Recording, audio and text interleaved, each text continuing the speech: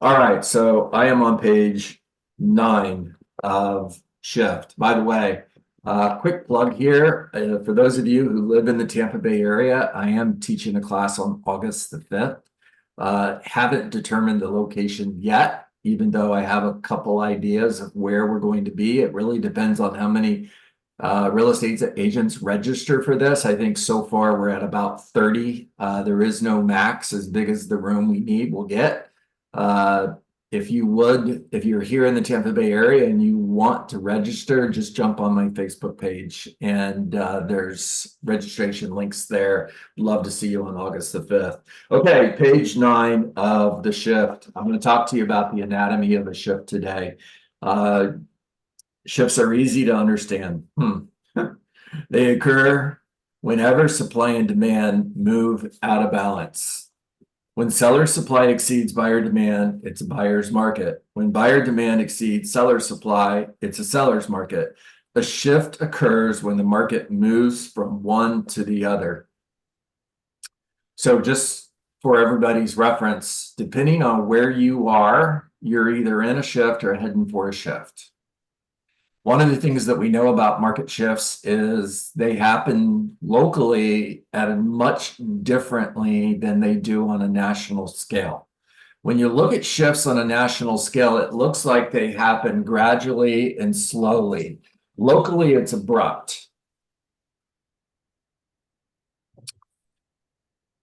I'm moving over to page 10. So at the top of page 10, Gary Keller goes on to say, hold on a second, guys. Why does the shift to a buyer's market create pain? Great question. Why does a shift to a buyer's market create pain? Here's another question for you that's not in the book.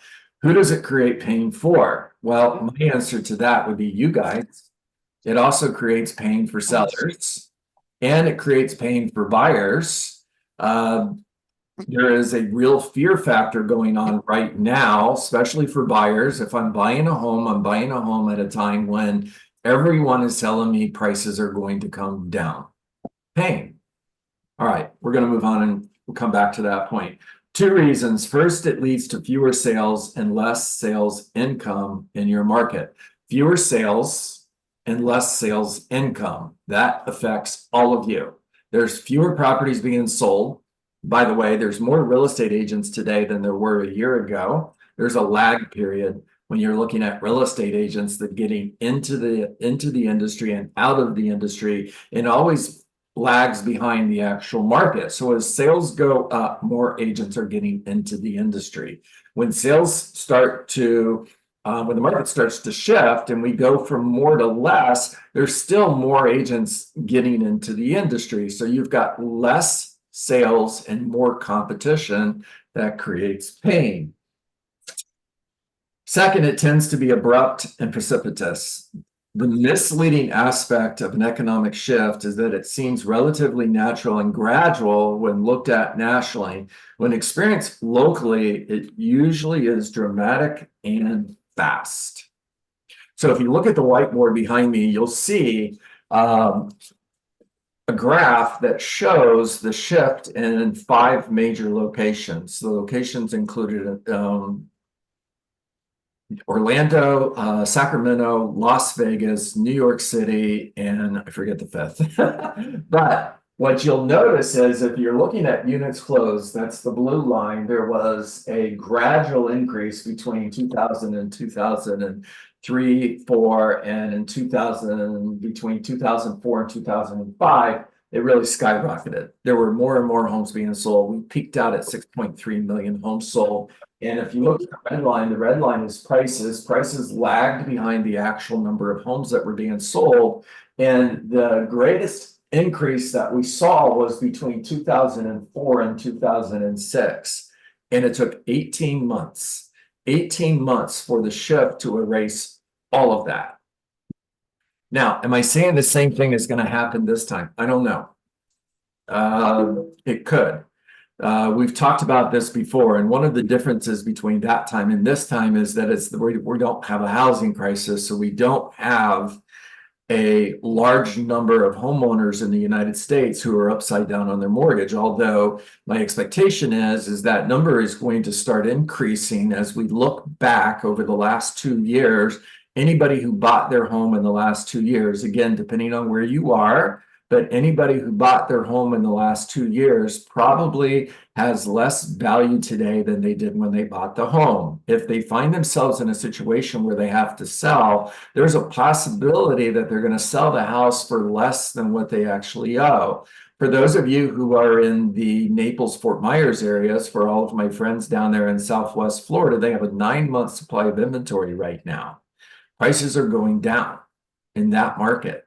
By the way, why did it happen there faster than anywhere else? Well, more than likely because of the hurricane affected the market. And that's what happens at a local level, is you're going to have different circumstances that are going to affect your local market differently than they will a national market. But eventually, when a market shifts, it shifts everywhere. All right, going on. The national perspective rarely, if ever, matches the local experience. The hard truth is local market shifts are seldom slow, and local landings are almost never soft.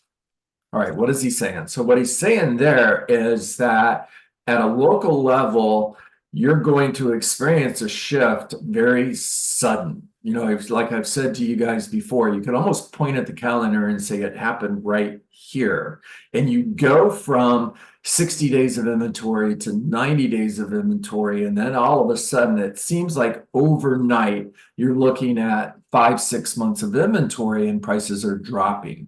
And now you have inventory that's growing. You have more and more homes that are sitting on the market and not selling. You have fewer buyers buying, and you have sellers competing over buyers. And when sellers are competing over buyers, the only way they're going to win that competition is price. And by dropping their prices, that's what's going to cause the value of all the homes in the market to drop. If you looked at the whiteboard, the red line is price. That's right here. You have more and more sellers that are competing over fewer buyers, and they start dropping their prices to win that competition. And what happens is the prices are being driven down. They're going to continue to be driven down until you get back into a market where it's more balanced, where you have a more balanced market, say 3 to 4 months, and then it's going to level off. Now, if you looked at the market, if I drew this out for you from 2012 until 2016, you would see that in most markets in the United States, we hit the bottom, if you want to call it that, in 2012, and it didn't bounce back. It wasn't a V, it was more like a U over time, and the market slowly started coming back. We started to have more sales, and the prices started to increase because now you're in a market where you have fewer sellers and more buyers that are competing. The buyers are competing over less inventory, and now buyers are outbidding one another in order to drive the prices up. You know, it's interesting when you talk to a seller and you're having this conversation with them in a seller's market, and you're talking about prices are going up. They're going up because there's a lack of inventory. Remember 2021, when your number one complaint was there was no homes for sale? Remember writing 4, 5, 6, 7 offers in order to get your buyer under contract? Remember seller listings having 7, 8, 9, 10 offers and selling at 105 to 110% of the asking price? In that market, sellers have no problem understanding this. They get it. Now, when you get into a market where there's more inventory and fewer buyers, and now sellers have to compete for buyers, and you're explaining this to a seller, and you're explaining to them that they need to lower their price in order to win that competition, all of a sudden they get really stupid, and they don't get it. They totally don't understand it. Meanwhile, buyers put on the brakes because buyers are afraid that they're going to pay too much for a home that's going to be worth less tomorrow than what they paid for it today. Pain. All right. Bottom of the page. Several factors can cause an economic shift. All right, pay attention. Currency exchange rates, political climate are primary global factors. On a national level, it's interest rates and inflation. Holy cow. Did you hear that? On a national level, it's interest rates and inflation. What does the last 2 years look like, guys? What are we dealing with in the last 2 years that's different than it was 4 or 5 years ago? You okay? Interest rates and inflation. Sorry. Inflation and higher interest rates. Say it again, Clarissa. Inflation and higher interest rates. Yeah, yeah. And is that changing? Is there anything telling you that that's going to change in the next 6 months? No. I mean, I'm open for a conversation on this. If somebody can tell me, yeah, John, there is, here it is. I'm good with that, but I'm not seeing it. I'm not seeing anything that's telling me that inflation is going to decrease, that we're going to see a drastic decrease in inflation. Yeah, it ebbs and flows, right? But there's nothing telling me that there's going to be a drastic decrease in inflation. And we know, because we've been told, the interest rates are coming down. So Well, that's what I was going to share, John. say it again. We were told at the beginning of the year, the forecast was that the interest rate would come down during the summer months, but it hasn't. And it hasn't. That's correct, Clarissa. And then they came back and told us, never mind what we told you earlier, the interest rates are not going to change through the end of the year. As long as the inflation stays where it's at, interest rates are not coming down. If anything, they're going up.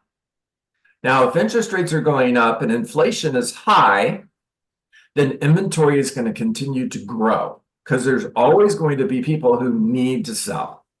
And they're going to put their homes on the market in a market where there's already a lot of competition, and homes are going to sit on the market longer. Meanwhile, inflation in the inventory is growing.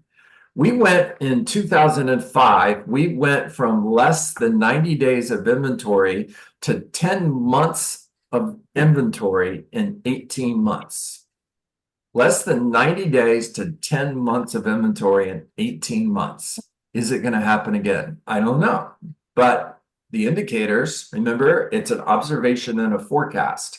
The indicators are telling us that that's exactly what's going to happen. All right. On a national level, it's interest rates and inflation. Population, jobs, and household income takes center stage at the city level. Let me say that one more time. Population, jobs, and household income take center stage at the city level. And at the most local level, it's neighborhood dynamics and housing prices. All of this simply boils down to buyer demand. Write it down. All of this simply boils down to buyer demand. In other words, there's less demand, inventory is going to grow, which is driven by affordability and perception. Buyer demand is driven by affordability and perception. How's affordability right now? How's affordability been in the last 12 months? When you look at the average price for a home in the United States and you look at interest rates, how does that affect affordability? How many of you are working with first-time home buyers right now? How easy is it to buy? Say that again, Clarissa. How's the pool of available inventory for those first-time home buyers in today's market, Clarissa, when you're looking at prices and interest rates? Well, just remember we have a couple of different markets. So if you're looking at the condo market. All right. So I'm not, hey, Clarissa, your sound is really muted. I'm not sure if I'm sorry. it's a bad connection. There you go. I got you now. Talk to me. You have me now, and I have a terrible cold. So with the condo market, there's a lot of inventory out there, but nobody wants the condos because the association rates are, sky high and out of control. Okay. So I'm hearing affordability, even though there's a lot of inventory, there's still there is still a affordability issue going on. Yes. Yeah. Well, and plus the overall inflation has inflated everything else so much that the cost of living is just so much higher. There you go. Absolutely. There you go. all of this affects the real estate market, guys. Mhm. All right, now I want to make sure, I'm just going to take a pause in the conversation here. I want to make sure that you're not hearing me preaching doom and gloom, because that's not what I'm doing. What I'm doing is I just want you to be aware of what you're dealing with so that you can educate your buyers and sellers. I also want you to be aware of what you're dealing with so that you can make a shift in how you think and what you do. You're going to have to make a mental shift in order to survive to thrive, and you're going to have to make a shift in what you do in order to survive to thrive. If you keep doing what you were doing when the market was really good, you're not going to get the results that you want, because what you did 2 years ago won't work today. You have to change the things you're doing in order to thrive in a shifting market. Now, a shifting market is a market of opportunity. If you're taking notes, please write that down. The shifting market is a market of opportunity. It's an opportunity to gain market share. When a market shifts, the skill-based agents, because it's also a skill-based market, write that down. The skill-based agents are going to take more than their fair share, and they're going to grab more market share, because you're going to have a lot of real estate agents who keep doing the same thing that they were doing as their sales are declining, and then they're just going to blame it on the market. I talk to them every day. I know exactly what I'm talking about. And I share with them, I'm looking at your data. I'm looking at, your sales are down 40% year over year. What do you think I'm hearing? I'm hearing it's the market. It's the market. Well, if you're that real estate agent, you're in a really bad position, because what the heck are you going to do about the market? Now, if you're able to look at your current sales and you can say, it's me, I'm responsible for my sales being down 40%. Well, there's hope there, because you could do something about that. Can't do anything about the market. If you're gonna just fall on your sword and say it's the market, there's nothing I can do, then you're gonna be a victim of the market, which, by the way, is most of the industry. Not you guys. You wouldn't be here if that's who you were. All right. Bottom of the page. Oh, here's a good question. So are shifts bad?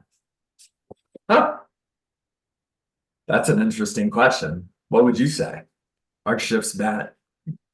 My answer would be it depends, by the way. No.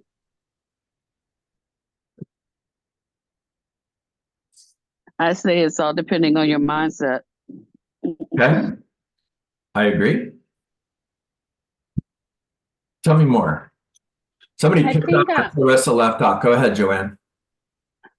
if you don't like learning and evolving, then they're terrible. Okay. There you go. If you don't like to work and get out of your comfort zone, then it's not going to be a good thing for you. Okay.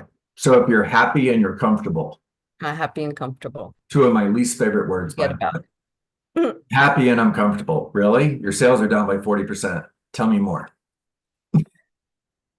What are you happy about?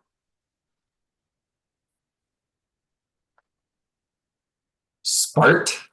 Did I get that right? Oh man, you're off mute and we can't hear you. Shoot. I think of the saying, I was on high school swim team. We were third in the nation, and our coach, one of his big sayings was no pain, no gain. Right. And you think of any kind of training, without pain, there's no gain. If you don't break the muscles down, you don't build them up. So really a shift or anything that causes pain, we should look at it as positive. But like Clarissa said, it all depends on our mindset, going into it. It does. It all depends on our mindset. Thank you, Brad. By the way, Spart, if you can get your sound figured out, please jump back in here, because I'd really like to talk with you. Clarissa, talk to me. So it's funny you should talk about this, because Tara mentioned this. We went over the quadrants and we talked about present pain, future pain, and present pleasure, future pleasure. And one of the things that it just clicked, it's a skill-based market. Mm, If you are not skilled enough to be able to have the conversations to get sellers off the fence, well, then of course it's going to be difficult for you. And by the same token, if you're not skilled enough to have those conversations with buyers, you're never going to get them to move either. So again, it comes back to mindset and skill set. mm. There you go. Absolutely.